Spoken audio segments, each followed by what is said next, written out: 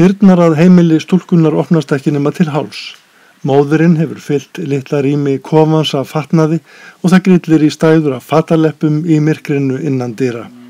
Konan liggur að sögn stúlkunnar ofan á fatastapanum uppi við bárujárnsþakið en hún klöngrast ekki niður og heilsar upp á gesti. Sinnisveiki hennar birtist meðal annars í þessari sofnunar áráttu að sankað sér klæðisplöggum uns kofinn er orðinn sneisafullur og ekki lengur hægt að opna dyrnar upp á gátt.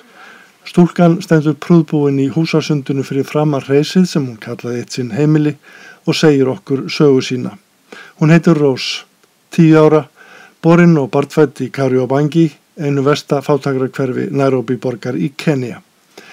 Hún er ein af mörgum afvegaleiddum, sísvöngum og skítugum götubörnum í Nairobi sem Þórunn Helgadóttir hjá ABC Barnahjálp finnur og frelsar frá soranum sem umlykur líf barna sem búa við vanrækslu og vonleysi. Þórunn er barnaverndarstofa og félagsmálaþjónusta í einn og sömu manneskjunni. Stöðugt úti skimandi leitað börnum sem blásnött samfélagið hefur fleygt í ræsi. Hún segir við þau: þið eru dýrmæt, einstök og býður þeim skólavist, menntun, sjálfsvirðingu, væntumþykju. Rose er ein af mörgum börnum sem ABC Barnahjálp hefur komið til bjargar. En þær eru 2 systurnar í skólanum. Dag 1 heimsótti Rose móður sína og fann í kofanum nýfætta systur. Henni var búinn nýr og betri staður undir verndarvæng ABC á ungbarnadeild skólans. Fátækrahverfin, þau eru flókið fyrirbæri og þau eru líka stéttskipt eða hvað ég segja, það er mismunandi slæmt ástandi á fjölskyldunum innan hverfana sjálfra.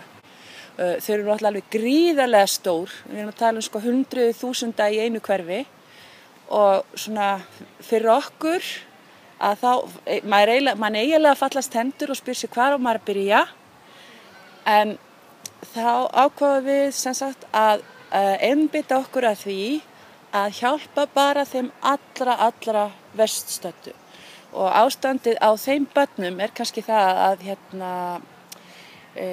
mamman, hún er kannski ekkja eða hann er farinn og sem sagt, eða dáinn og hún er ein með eitthvað af börnum og reynir kannski að snapa sér einhverja þvottavinnu hér og þar, fær kannski lappar finnur kannski 2 daga í viku eða 3 daga í viku, fær fyrir það 200 kall, 300 kall, eitthvað svoleiðis og er kannski að sjá fyrir barnastóði á þessum smotteri.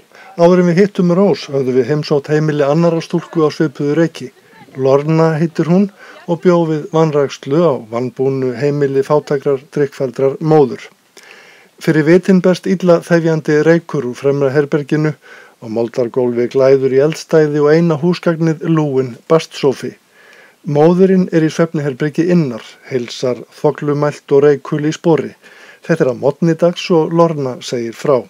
Fyrir 3 árum var hún í umkomuleysi sínu og örbirð, komin í slagtof við strákagengi í hverfinu þegar Þórunn kom auga á hana á nærliggjandi bensínstöð, tók hana tali og fekk hana til sín í skólan, dró hana upp úr sollinum og gaf henni trú, von og kærleika.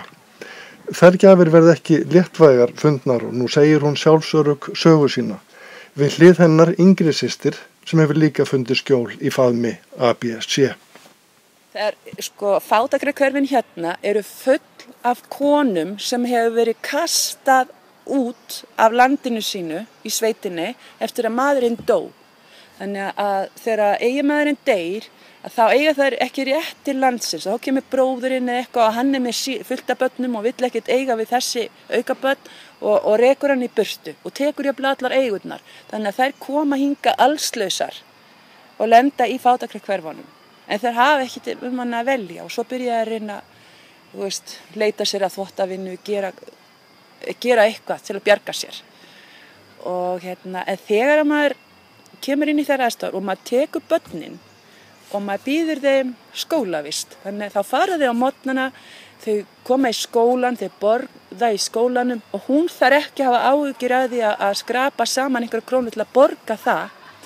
Þá breytast oft aðstæðurnar hennar. Hún hefur tíma til að fara út og kannski finna vinnuna og það sem hún fær, það getur hún notað í húsaleigu og kvöldmatinn. og hún sjá svo ótrúlega mörg dæmi það, þú veist, konur sem hafa lýst upp bara við það að þú veist, börnin fá að koma í skólan.